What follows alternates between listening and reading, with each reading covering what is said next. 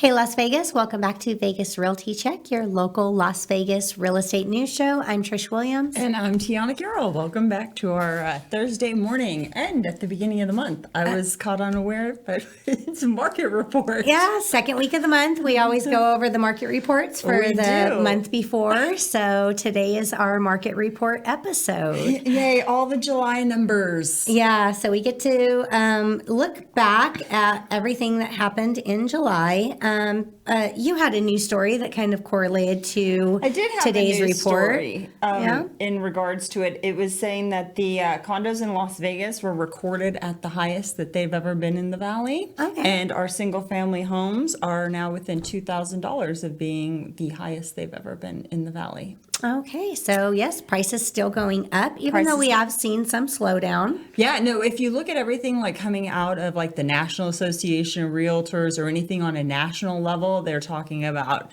the market falling and, 10 worst cities to buy in and things like that. But Vegas, ironically enough, are not on any of those bad lists. Usually, you have to admit, we're on the bad list, right? Yeah, we do end up on the bad list for a lot of things like schools. Yeah, well, we talked about that last year, that we got that increase in price per child, and so we automatically raised in rank. So when the reports come out this year, we'll be ranked higher as a school district. Mm-hmm. But we're always on the, especially like after the crash of the '08, and we were, foreclosure heaven, and we had seen these huge price decreases because we skyrocketed up so fast. And even though we skyrocketed up in the beginning of the pandemic and around COVID, because of the growth of our city and all of the global business that is coming in here, we are maintaining those property values better than other places in the country who saw the same growth. Yeah.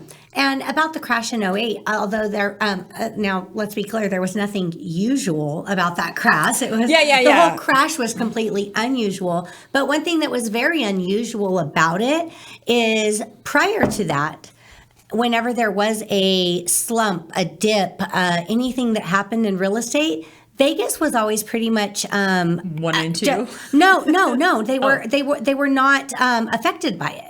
Oh. Vegas was always strong and always held strong during times of recession or anything happening in housing. Vegas Taxes, cost of living, that all makes sense. Yeah, Vegas always held strong. So people that were in real estate during that time, I've talked to some people that were, very, very busy during that time.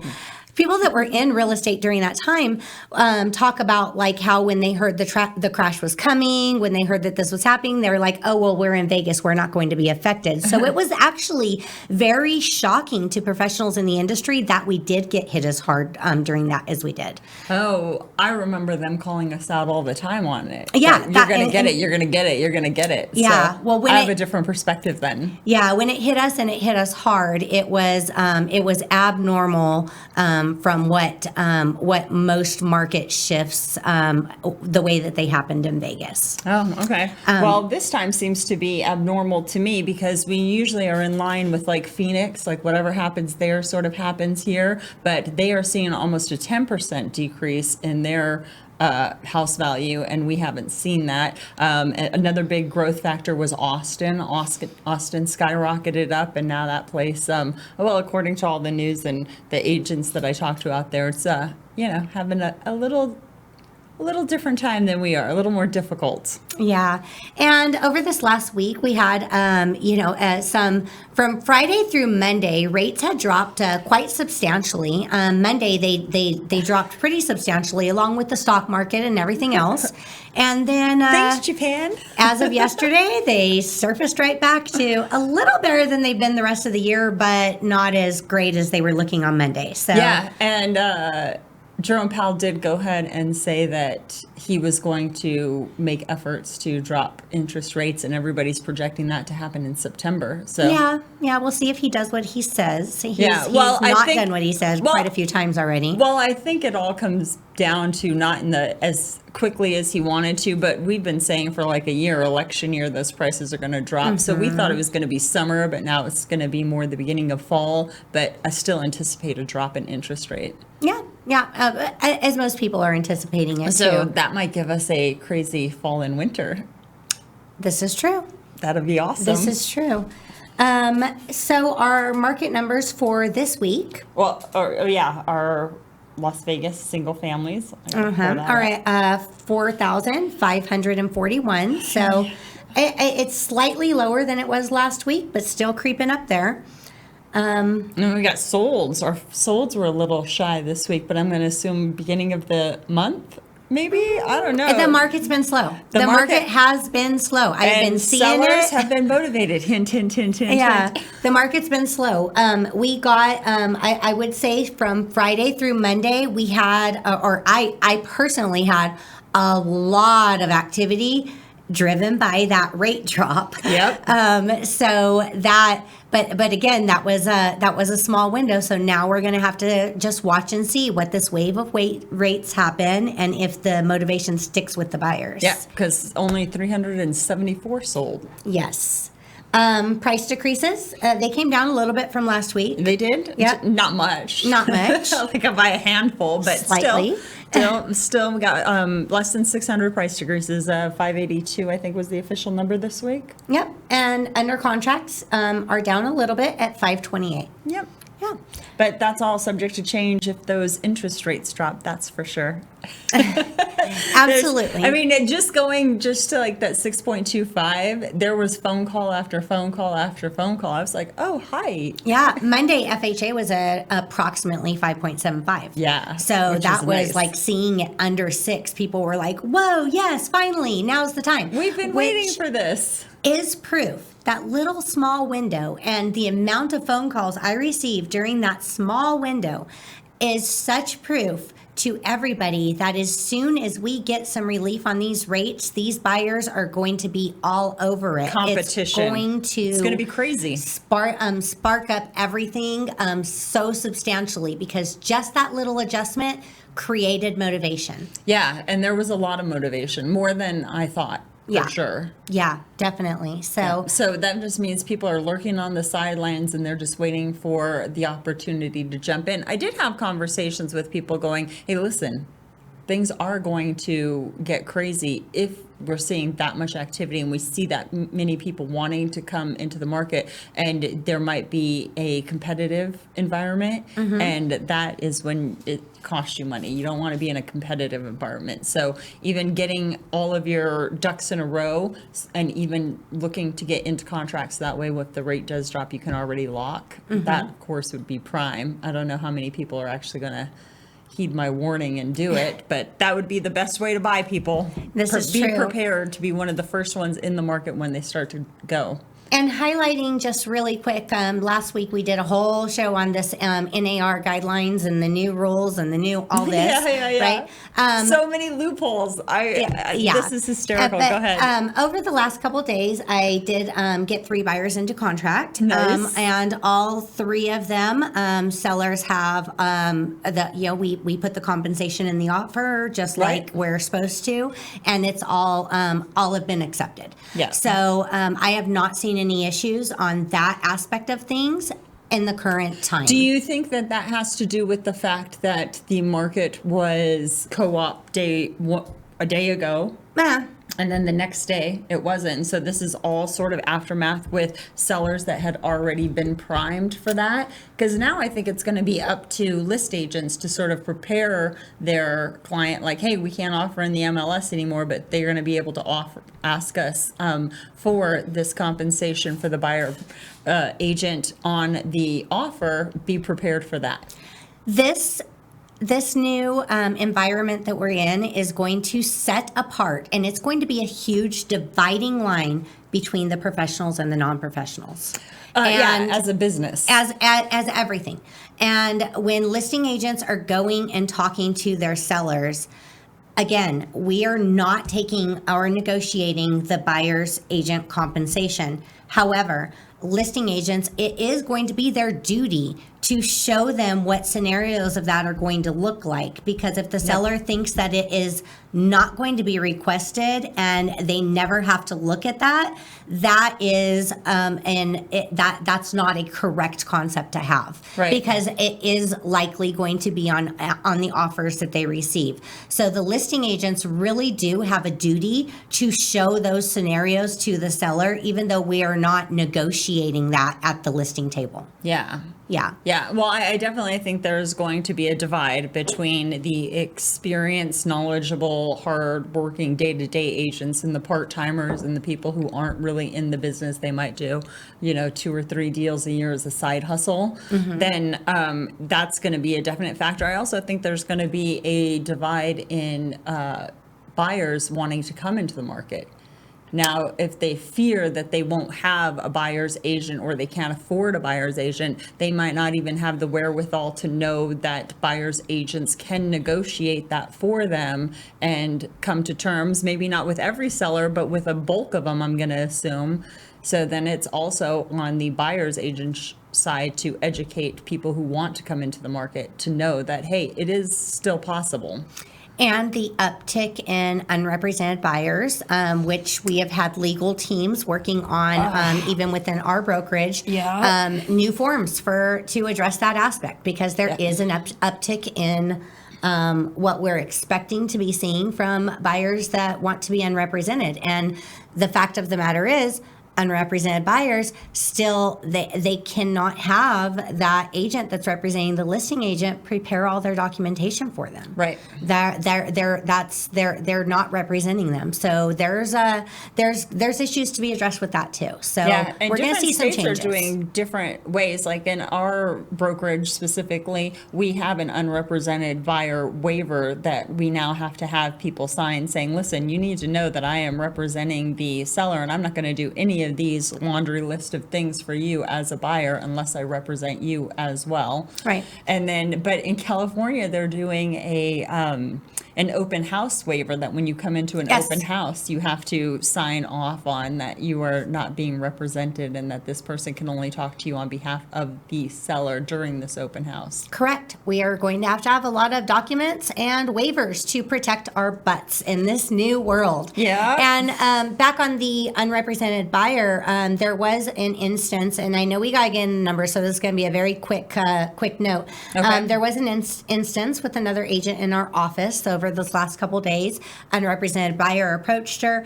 Wanted to submit an offer on the property, but wanted to decline representation to, be able to not have the, fees or anything associated with that.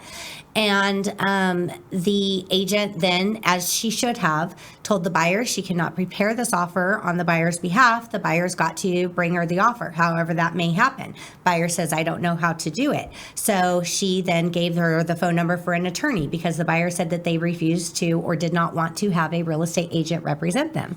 Buyer contacts the attorney. Attorney wants to charge per hour, of course, because that's what attorneys do. And the buyer says, well, I don't want to pay that either. So, then ended up going back and coming back with a realtor representing them. So it's all about informing the consumer. Yeah. That's what we need to do. We need to keep it constantly educated and let them know and set expectations of what they need to be prepared for and what real estate's going to look like moving forward now that we do have all of these restrictions. Yeah, and upholding the rules. Because had that agent not upheld the rules and then went ahead, upheld the rules, and then went ahead and prepared that offer, then we're in a really messy area of representing someone who's not represented. Yeah. Yeah. So be very careful out there. Be very careful out there. So July, we seen, our numbers in July still looked pretty healthy. I would say looking back over the last month, where I seen the softening or the decrease happened around mid-July. But I think overall July's numbers looked pretty healthy. Yeah. And what was kind of interesting, July had a lot of luxury sales. Our higher, like Askaya in 1 week, which is multi-million-dollar custom homes and lots and stuff. They had 3 sales in 1 week last week. Yeah, that's great. Because those are usually cash buyers when you're in that price point. Yeah. Big boys come into play. Yeah. Yeah. Yep. And our luxury market is substantially expanding in Vegas. Substantially. I remember last year or the year before making a comment on this show, like all of our luxury stuff is sort of dated looking. And as I literally spewed that into the universe, every builder in town was like, just kidding. We have all new buildings going up. And then we saw them popping up everywhere, which is some beautiful, beautiful options out there. There certainly are. So for our units sold last month, we were up on single family units by about 5%. Yes, which Yeah. is nice. 2,145 of them. Yes, median home price of units sold was up about 6.7%. Yes, which is always nice. Again, that market here is growing. We are not seeing these same sort of issues that a lot of the larger markets are seeing. Yes, and that unit sold was the median price point of units sold was 480,000. Yeah, which is so nice. We've been seeing this and tracking it week over week, so this is really no surprise, but worth mentioning that new listings were up by 25%. Yep, we have been talking about that there has been some people coming onto the market, and the median listing price is right there at 500,000, but that's up too. People are listing a little bit the higher. median list price, But yep. we've seen those in price decreases. We go over those every week. That it sort of stabilizes out because the actual solds were at 480,000. Yeah, and the new listings were at 2,962, so that was up 25%. Yep.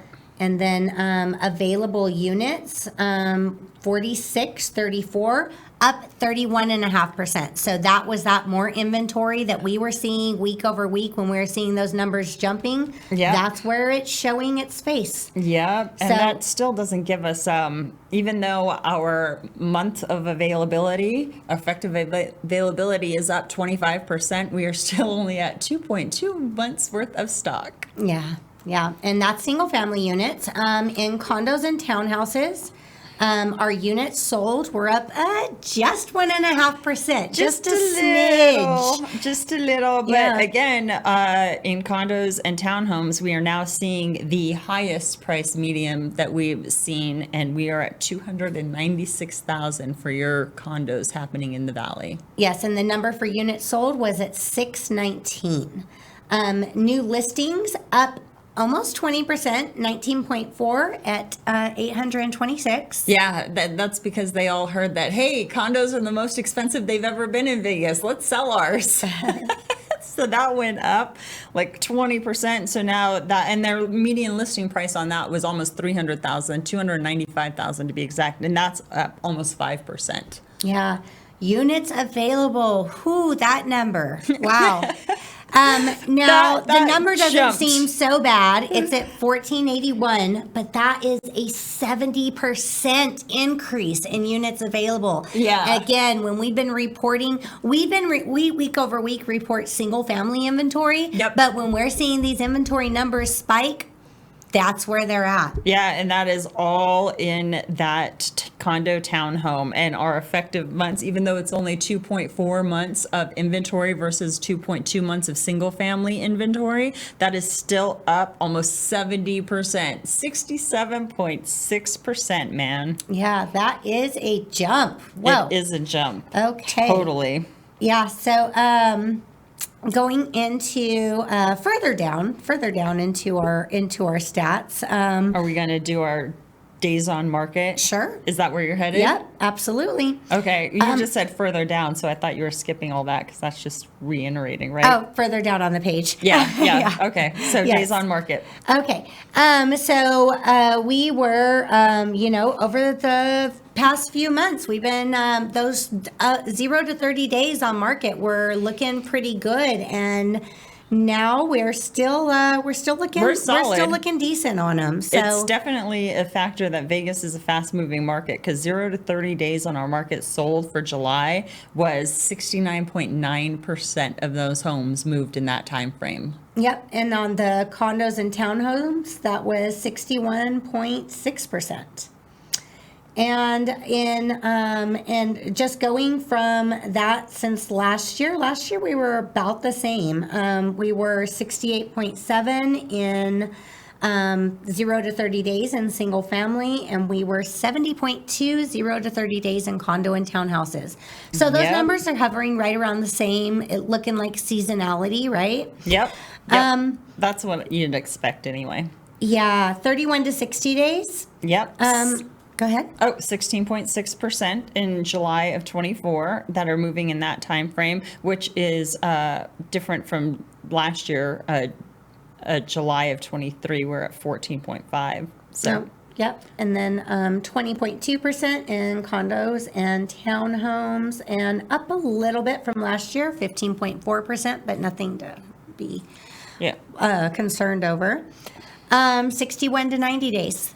Our 61 to 90 days for single family is less than 10%, 7.5% that are moving. And that is almost identical to how it was July of 2023, because that was it's 7.4 now. It was 7.5 then.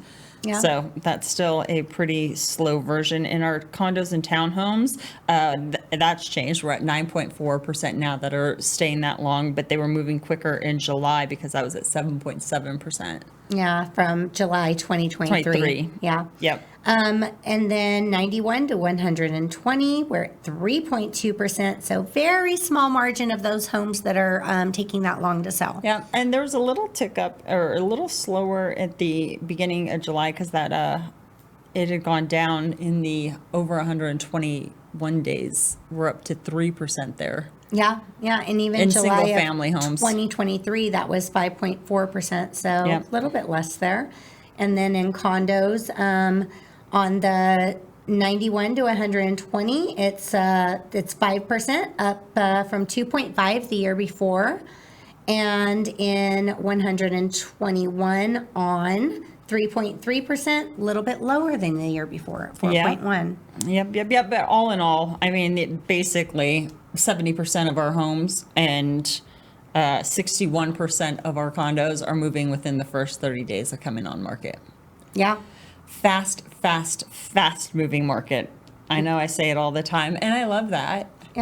Yeah, absolutely. I just couldn't imagine having like a listing or working with a buyer month after month after month after month after month. How frustrating that must be.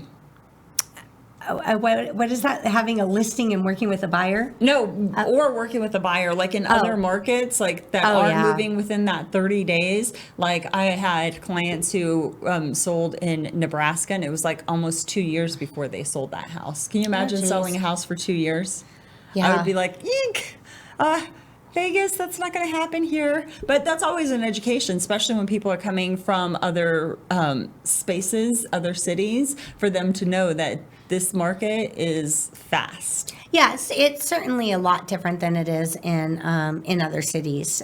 Even like the little like rural towns, they move a lot slower than we do. But I mean, we have. We just have a lot more. We're a different environment than a lot of other places. Yeah. Vegas is its own special city for sure, which is kind of awesome.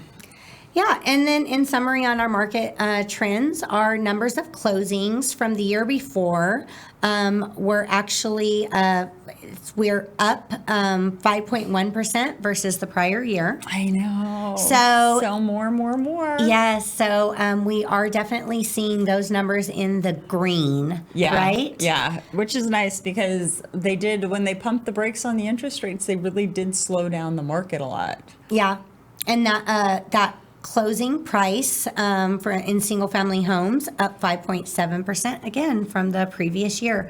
Look at all that appreciation. Woohoo! Looking up, guys, looking up. And then numbers of new listings, we're up 25.8% from the previous year. So yeah, we definitely have that increase in inventory, which I am predicting we're going to see when we look back at August numbers. Mm-hmm.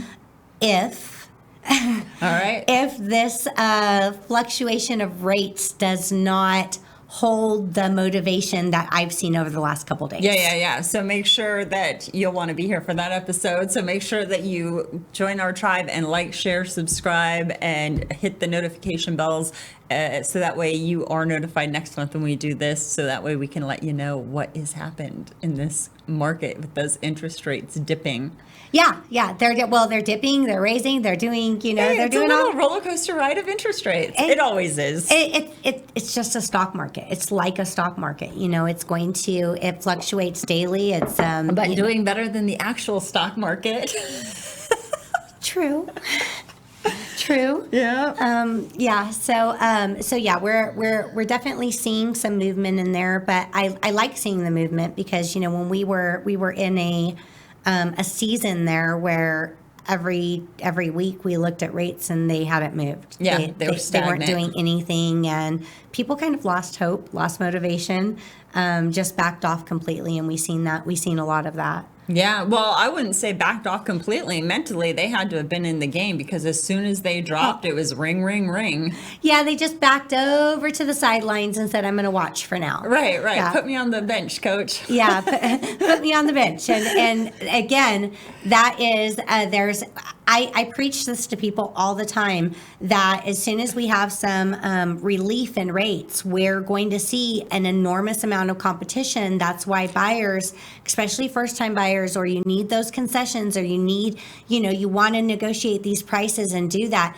You don't want to be playing in the market with everybody else. You want to be playing in the market when everybody else isn't there. Yeah. Because this is proof. These last couple days are proof that there's people on the sidelines waiting for that. And as soon as there's that adjustment, they're going to flock it. So yeah, and then you're going to get the Monday morning quarterbacks that after they drop and the market's already starting to rise, they're going to come into the market, and then you're going to have competition. So you want to get in at the beginning of that when there's less competition so you can secure those nice rates and still get things like concessions. Yes. It'd be a win-win-win for a buyer. Separate yourself from the herd. Indeed. So thanks for tuning in. Next week we'll surface back to listener questions plus news headlines. We got all of that. Yeah. Listeners' questions, news, and headlines, Yeah. which I thought we were doing today. I was totally prepared to do it. You want to do it now? I'm just kidding. I wasn't prepared for market numbers, but here I am. Yeah. So we have that next week. We have a community spotlight scheduled for the end of the month. So if you are watching us, like, share, subscribe, visit realtycheck.vegas. Keep following us. Send us feedback. Send us your listener questions. Please. I know you guys have questions out there. Let us know what they are, and we can talk about them. Yep. We'd be happy to answer them. And that seems to be working out well. Yep. I like the listener questions. I love the listener questions. I love hearing it, and I love addressing things. It's hard to predict what's on people's minds, but it's nice when we see it. Yeah, and we have a different perspective than people just from the listener questions that we've gotten. I'm like, oh, so they are in a different headspace than we are. So Yeah. It's good to be able to answer those questions and help people out and sort of get them on the right track. And if they wanted to get on the right track, they could reach out and give you a call. How do they reach you? You can call me 702-308-2878. I'm Trish Williams. And Tiana, how do people get a hold of you? You can always call or text 702-379-9948, and we will. You can reach out. We'll have conversations. We'll talk about the market, whatever you need to know. Yes, guys. And for now, until next week, have a good week. Have a good week. We'll see you next week. Bye. Bye.